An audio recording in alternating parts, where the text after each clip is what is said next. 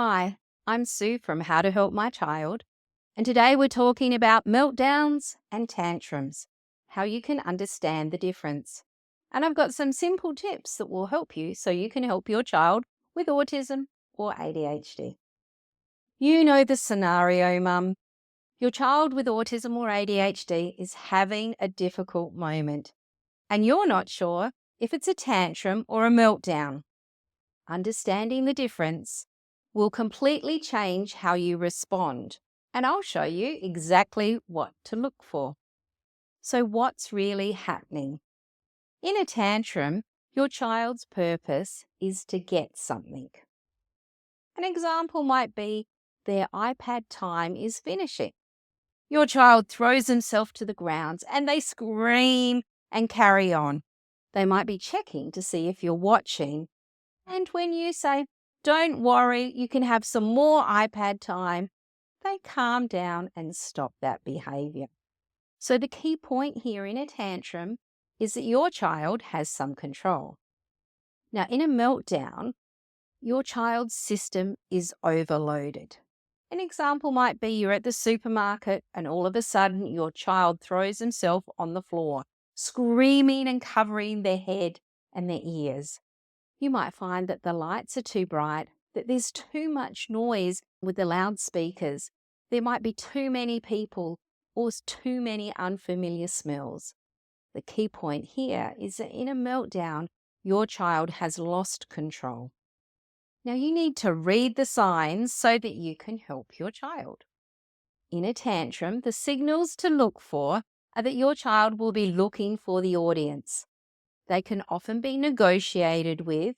"No, we're not having that candy bar right now, but I'll put it in my handbag until we get back to the car." You might find that the intensity changes based on their attention. So the more you watch and pay attention to their tantrum, the bigger the tantrum becomes. I remember one of my clients, Jenny, and she said when her son, Tom, used to want the iPad during therapy times, he would keep checking to see if she was watching. And as soon as she was talking to a therapist, his behavior in tantrum would stop. So because he wasn't getting the attention that he wanted, he stopped. Now, your meltdown signals are very different.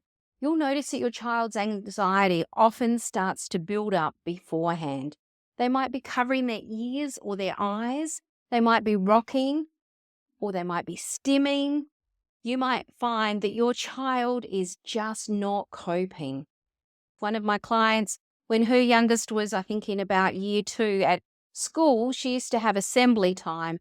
And every time she would start to go to assembly hall, she'd begin humming and rocking. Even before they got to the hall, she would build up the anxiety and be quite worried about it. And so that was her early warning sign. So with that, Mum, we set up some different scaffolds and some visual schedules, and that helped reduce the anxiety for her child. We also gave her some sensory toys to play with when she was in the hall. Now, your response plan is really important. With your child, you want to stay consistent. Don't make your yes mean no or your no mean yes. Be clear. Set clear boundaries, and you'll find that the tantrums will get worse until the boundaries are understood. You want to use visual supports, they will really help. And you might like to say, "I understand you want the candy bar, but we said we're going to the shop and we are not buying any candy bars." Yes, they'll have a tantrum, but eventually they will realize that what you've said is what has happened. You might help them with their frustration of that, but that's a really important response plan. Now, for your meltdowns with your child with ADHD and autism, you will notice some different things. So you want to reduce that sensory input. So if it's the noise, if it's the light or the smell or just the overwhelm, too many people, you want to reduce that. You want to create a safe space where your child can calm down. If you're at home or in a classroom, that might be one of the corners, like a little reading corner, somewhere where they can go without having to have the expectations. You want to avoid demands upon them because their body is out of control. It's not something they're choosing. The best thing you can do in a meltdown is stop talking. The first thing your child loses in a meltdown is their hearing. So you might use some signs. Stop. It's okay. Take some breaths. You might find that works a whole heap better than you talking and saying so many things, because it's just going to make your child worse. Now, some prevention strategies for your child. When you know what their triggers are, you can help reduce them. And eventually we will teach your child how to self-regulate and learn their own triggers. But to start with, it's your job. The other thing, Mum, is that you want to watch for early signs, so that when you notice your child starting to get anxious after a particular time or before a particular event, you want to reduce that for them. Have some sensory tools ready.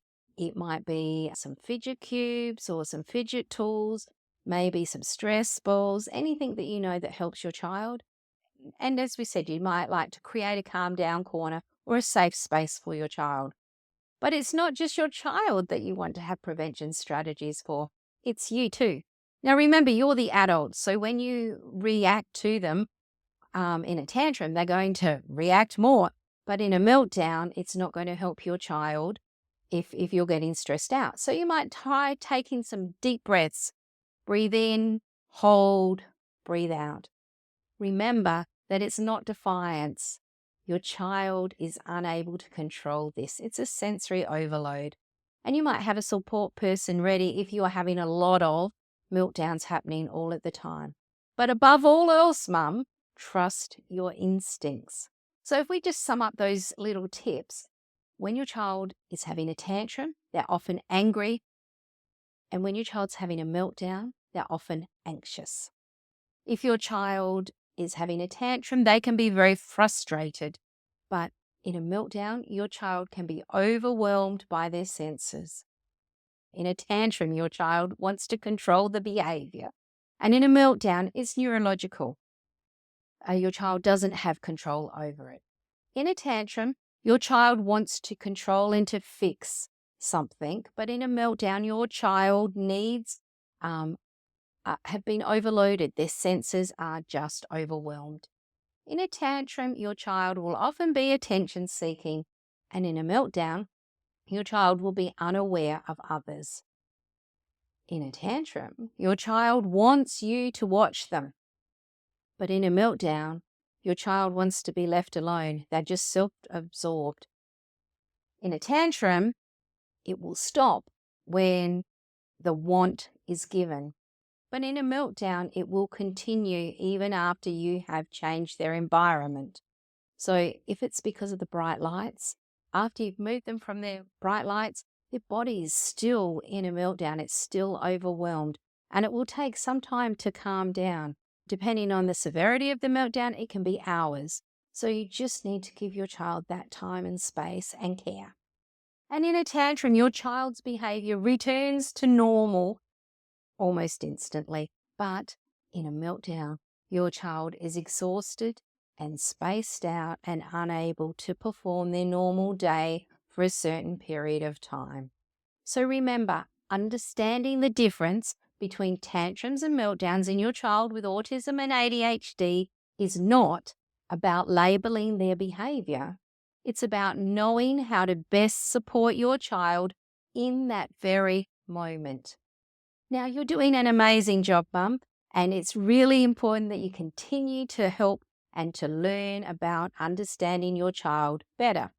But if you're ready to feel more confident about handling meltdowns and tantrums, I've created something special just for you.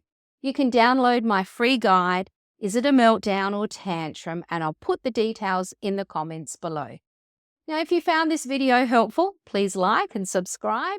I would really appreciate that. So take care, and I will see you another day.